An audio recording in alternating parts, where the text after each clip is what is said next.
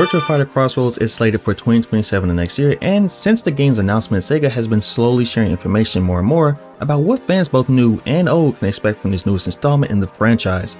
Hi, how you doing? DecepySwag here, and today we're going to be highlighting some key takeaways from IGN's sit-down Q&A with Crossroads producer Riichiro Yamada and head of IP Toshio Nakaya, revealing things such as the story of VF6 taking place 10 years in the future, influence of Western writers on the story, as well as possible confirmation that legacy characters from the series will be returning in VF6, and much more. But before we get into that, if you're enjoying the content and would like to see more, then please be sure to like, comment, and subscribe for more, and don't forget to tap that bell icon to be notified for future Virtua Fighter content. Among the various things discussed in the Q&A with the VF team, the first topic was what I mentioned earlier about the game being set 10 years in the future.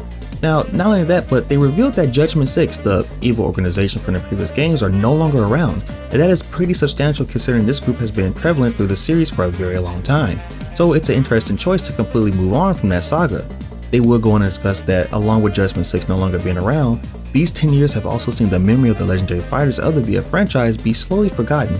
Something that I find interesting about this statement is that the fighters being something of a distant memory was actually shown in their recent showcase when Pai-chan made her grand reveal.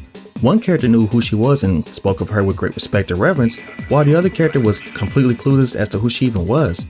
We also got another example of how these past fighters are viewed in the sequence with Cielo walking by the mural, essentially immortalizing their memory. Basically, think of how in the world of Street Fighter, the World Warriors are extremely famous fighters and still prevalent even with the newer casted characters, while Sega seems to be taking the opposite approach and saying that their time has come and gone and the story is moving forward. With the 10-year time skip and the past antagonists being gone in the way of Judgment 6, Sega has made a new setting for the story with Villasapara, a fictional location set in Southeast Asia, where guns are illegal but gangs are ever prevalent, and most notably, the Chinese Mafia, our new protagonist, unfortunately runs into some problems with. Continuing with the topic of narrative for Virtua Fighter 6, another takeaway is that when working on the story for the game, the team talked about the influences of other fighting games in the genre in contrast to what Virtua Fighter has been known for and what influences came into play with 6. Yamada and Nakaya explained that with other fighters, anime and manga typically are heavy influences, whereas in the case of Virtua Fighter franchise, it's more associated with martial arts films. Yamada would go on to say that the team looked towards inspiration from Alan Moore and Dave Gibbons' highly revealed 1980s comic Watchmen for that grounded believability. Again, just look towards Cielo as a character, a Paraguayan immigrant MMA fighter with an American dad having to fight and fend off the Chinese Mafia. The odds stacked against him portraying this underdog feeling about him, and they said more grounded stories to be told besides his would be a part of their roster as well. Something that I find extremely interesting is the phrasing though Yamada used when citing what material folks associate Virtua Fighter with, and that's martial arts movies. And it's true. From my perspective as a relatively new Virtua Fighter fan, the series has always struck me as if I was watching a kung fu movie with every match that took place. The fluidity of the movements, the choreography of the attacks, and even at times you would get these amazing sequences of events that I swear was ripped right out of a film. Now, when I say that, this isn't me taking shots at say games like Tekken for instance, who you can see is very much influenced by anime and manga, and there's nothing wrong with that at all, but something about Virtua Fighter's take on the 3D genre and its dedication to believability gives it that thing that makes it stand out from its competitors.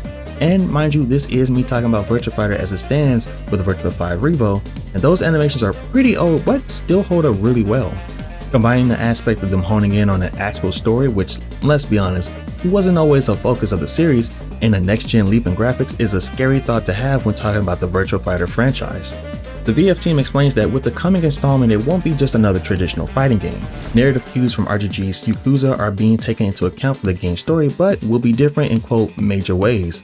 Story outcomes can vary depending on how you play, and there will be more than just fighting. Things like side content, minigames, and relationships will be present to cultivate along with the main story. This bit of information here is something I want to really highlight because a common complaint with fighting games is the lack of content. Things to do besides just playing online ranked mode or offline versus mode.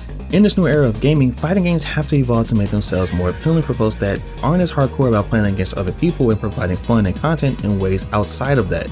And it would seem that Sega is extremely aware of this and are providing an experience that is both unlike any fighting game before it and also familiar to those that have played the Yakuza series. They did make it a point though to reassure everyone that things like ring outs and stage environments will still be a part of the game as it stands in the past as well as when it comes to what folks know and love with the VF system, there won't be any real major changes in way of a totally brand new system or into the series. Feeling that VF 4 and 5 are well balanced, the thought process with 6 wasn't to go and create a whole new system, but instead feeling that would be too much. Instead, they thought about what was fun about Virtua Fighter, taking the old system and making it in a way that new players can jump in and enjoy themselves and understand how to improve while not at the cost of infinite depth of the series is known for.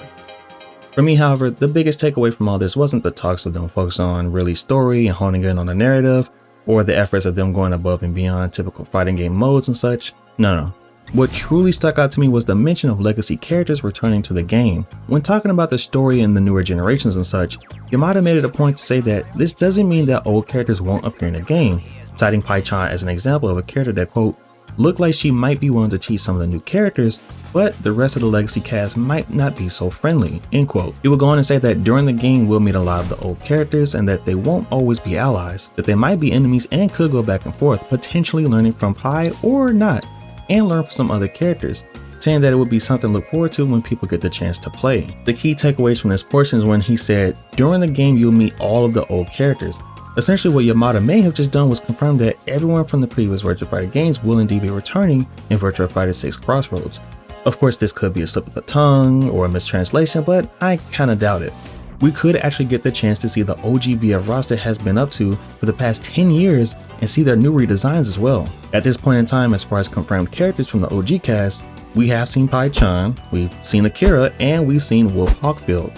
There have been discussions that this character here that appears in the fight pit could be Leon, but that really hasn't been confirmed at the time of this video. With this Q&A, we've gotten a better look into what is in store with this latest iteration of the Virtua Fighter franchise, an explanation of the vibe and mindset that went to creating the game and the story for it, emphasis on bringing something new to the fighting game genre in the way of a fleshed out story mode and side content that goes beyond the generic rank mode, ring outs and stage interactions will return, along with the classic VF system that everyone knows and loves, but with some tweaks for newer players to be able to enjoy themselves and improve, but not at the cost of the great depth VF is known for.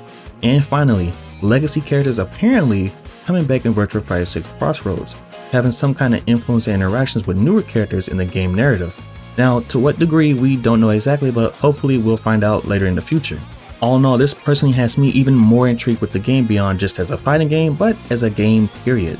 Maybe as the story progresses, you'll get the chance to train with different legacy characters and learn new techniques or take on unique side quests only for that certain character. And of course, this being a fighting game, I am looking forward to what they have saved in the way of gameplay. Again, they have been very quiet and mysterious about just how exactly VF6 will play.